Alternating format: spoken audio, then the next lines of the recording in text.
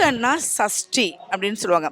இந்த சஷ்டி விரதம் அப்படின்னா என்ன அப்படின்னா, சஷ்டியில் விரதம் இருந்தால் அப்படிங்கிறது என்ன அர்த்தம் அப்படின்னா, நம்மளுடைய குழந்தைக்கு உண்டான ஒரு பாவம் அப்படிங்கிறது வந்து 5ஆம் பாவம். சஷ்டியில் விரதம் இருந்தால் குழந்தை பாக்கியம் நிச்சயம் உண்டு. ஏன் அப்படின்னா, கர்ப்பப்பைக்குள்ள இருக்கக்கூடிய ஒரு விந்தணுக்கள் போகக்கூடிய ஒரு விரதமே சஷ்டி விரதம் தான். சரி, இது எப்படி இருக்கலாம்? நீங்க வந்து முழு நேரம் விரதம் இருக்கணும்னு அவசியமே கிடையாது. இந்த சடாக்ஷரம் அப்படிங்கக்கூடிய ஒரு நேம், சடாக்ஷரம் அப்படிங்கக்கூடிய ஒரு பெயரையே வந்து 11 முறை நீங்க சொல்லலாம். அடுத்தது முக்கியமான விஷயம் என்ன அப்படின்னா, அரச மரமும் ஆலமரமும். இந்த அரச மரம் ஆலமரத்துடைய ஒரு ஒரு விசேஷமே பார்த்தீங்கன்னா, ரோமானியர்களும் கிரேக்கர்களும் அந்த இடத்துல இருந்து தான் அனைத்து விஷயங்களையும் நம்மளுக்கு கையாளாங்க.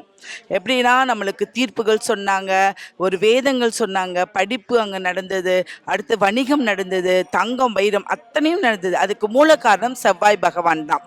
அப்போ என்ன பண்ணணும் அப்படின்னா, வீட்டில் அருகாமையில் இருக்கக்கூடிய ஒரு மரத்துக்கு, அது அரச மரமாக இருந்தால் இன்னும் அற்புதம், ஆலமரமாக இருந்தால் இன்னும் அதை விட அற்புதம்.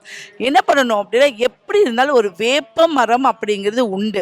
அப்போ வேப்ப மரத்துக்கு நீங்க அந்த நாளில் ஒரு நேரம் விரதம் இருந்து 6 விளக்கு வெத்தலையில், ஒரு வெத்தலைக்கு மேலே ஒரு 6 விளக்கு இழுப்பெண்ணெய் ஊற்றினால், இந்த முருகனுடைய வளர்த்தின ஒரு கார்த்திகளுக்கு அவங்களுக்கு நம்ம ஒரு பவர் கொடுக்குற மாதிரி.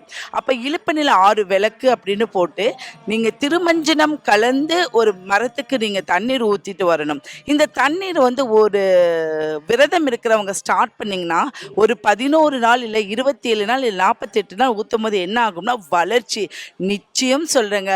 மரத்துக்கு தண்ணி ஊற்றி இந்த காலகட்டத்தை நீங்கள் நிவர்த்தி பண்ணிட்டீங்க அப்படின்னா, மரம் வந்து பார்த்திங்கன்னா குளிர்ச்சியாகும், அடுத்தது வளர்ச்சியாகும். இதே தான் உங்கள் வாழ்க்கையிலும் செய்யக்கூடிய ஒரு அமைப்பு உண்டு. அடுத்தது, நம்ம வந்து எந்திரங்கள் வச்சு வழிபட வேண்டாம், சில மந்திரங்கள் சொல்ல வேண்டாம். மந்திரமே ஓம் சரவண பவதான், இந்த தான் திருமந்திரம் அப்படின்னு சொல்லுவாங்க. இந்த மந்திரத்தை நீங்கள் ஒரு பச்சை இன்குள்ள உள்ள பேனாவால் உங்கள் நோட்டில் 108 முறை எழுதுங்க. இந்த பேப்பரை நீங்கள் பச்சை கற்பூரமும், அடுத்தது பார்த்திங்கன்னா ஜவ்வாது இல்லை அத்தரையும் போட்டு 2 ஏலக்காய் 2 பட்டை இதை போட்டு மடக்கி உங்களுடைய பர்ஸ்லையோ இல்லை பூஜை ரூம்லேயோ இல்லை உங்களுடைய பீரோக்குள்ளே வைங்க. உங்களுக்கு செல்வம் அந்த நாளிலிருந்து தடைப்பட்ட விஷயங்கள் அனைத்தும் நடக்கும், செல்வங்களும் உங்களை தேடி வந்துக்கிட்டே இருக்கும். அடுத்தது கார்த்திகை. என்னன்னா, இப்போ திருமணம் ஆகலைன்னு சொல்கிறாங்க. திருமணம் ஆகாதவங்க என்னென்னமோ நிறைய பரிகாரங்கள் செய்கிறீங்க. நீங்கள் வரக்கூடிய இந்த கார்த்திகை நட்சத்திரத்தை அன்னைக்கு நீங்கள் ஒவ்வொரு கார்த்திகை நட்சத்திரத்துக்கும் 6 விளக்கு கடுகெண்ணெய் ஊற்றி அரச மரத்துக்கடியில் இருக்கக்கூடிய ஒரு கோயிலுக்கோ இல்லை ஆலமரத்துக்கடியில் இருக்கக்கூடிய கோயிலுக்கோ இல்லை வேப்ப மரத்தில் இந்த மாதிரி இருக்கக்கூடிய ஒரு கோயிலுக்கு நீங்கள் பண்ணிட்டு வந்தீங்க அப்படின்னா, உங்களுக்கு 7 வாரம் பண்ணுங்க. உங்களுக்கு அந்த திருமண தோஷம் நிவர்த்தியாகி திருமணத்துக்கு உண்டான ஒரு பலன் உங்களுக்கு கிடைச்சிடும். அடுத்தது, எனக்கு எது எடுத்தாலும் பிரச்சனை, நான் ஒரு வீடு வாங்கிட்டேன், இல்லாட்டி நான் கடை போட்டுட்டேன், இன்வெஸ்ட்மெண்ட் பண்ணிட்டேன், இப்போ இதுக்கு மக்கள் கூட்டத்தை வர வைக்கிறதுக்கு நம்ம என்ன பண்ணணும் அப்படின்னு பார்த்தீங்கன்னா, முருகன்னா மரம், முருகன்கிறது மரம். அப்போது இந்த மரம், எந்த ஒரு மரத்தில் அதிகப்படியான ஒரு பறவைகள் கூடுது, நிறைய பறவைகள் வந்து ஏதாவது ஒரு மரத்தில் தான் கூடும். அந்த மரத்தில் இருக்கக்கூடிய 11 குச்சிகளை சேகரித்து அதோட வசம்பு சேர்த்து நல்லா டைட்டாக கட்டிக்கணும்.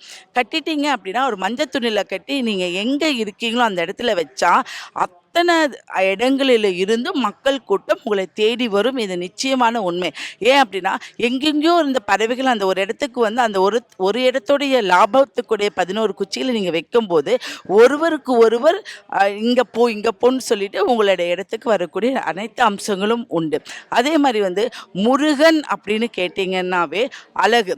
அப்போது ஒரு அழகு சம்மந்தப்பட்ட வேலை செய்கிறீங்க, நீங்கள் பியூட்டிஷியனாக இருக்கீங்க, இல்லை எந்த விஷயமா இருந்தாலும் பரவாயில்ல. அடுத்தது பார்த்திங்கன்னா ஃபுட்டு, இப்படி எந்த வேலை செய்கிறவங்களா இருந்தாலும் நீங்கள் மூங்கில் மரம் இருக்கு இல்லையா, அந்த மூங்கில் மரத்தோடைய ஒரு சின்ன செடியை நீங்கள் உங்களுடைய கடைக்கு முன்னாடி வைக்கிறது ரொம்ப அற்புதமான ஒரு விஷயம் உண்டு பண்ணும். அடுத்தது வந்து, சரி நான் வந்து வீட்டில் இருக்கிற பெண்கள் இதெல்லாம் என்னால் போகவே முடியல அப்படின்னா, உங்களுக்கு ஒரு பாவங்கள் 27 ஜென்ம பாவங்கள் போகணும் அப்படின்னா சிம்பிளான விஷயம். ஒரு நாளைக்கு ஒரு துணூண்டு மஞ்சளை பரப்பிக்கோங்க. அந்த மஞ்சளில் உங்களுடைய இந்த நாள் இனிய நாளாக அமையட்டும். ஓம் சரவண பவன் நமக. அடுத்து உங்கள் குலதெய்வம். இப்படி அருகம்புல் எடுத்து அந்த மஞ்சளில் நீங்கள் எழுதி அந்த மஞ்சளை பிள்ளையார் பிடிச்சு உங்கள் சமையல் அறையில் ஒரு வெத்தலைக்கு மேலே வச்சுட்டு வாங்க. அடுத்த நாள் அந்த மஞ்சளை கரைச்சிடுங்க. இப்படி 48 நாள் நீங்கள் செஞ்சுடுங்க. ஒவ்வொரு நாளும் ஒவ்வொரு பலன் உங்களுக்கு அனுபவிக்க முடியும். நல்ல பலன்கள் கிடைக்கும். 48 நாளில் உங்களுடைய கர்மாக்கள் அனைத்துமே தீரக்கூடிய வாய்ப்பு உண்டு.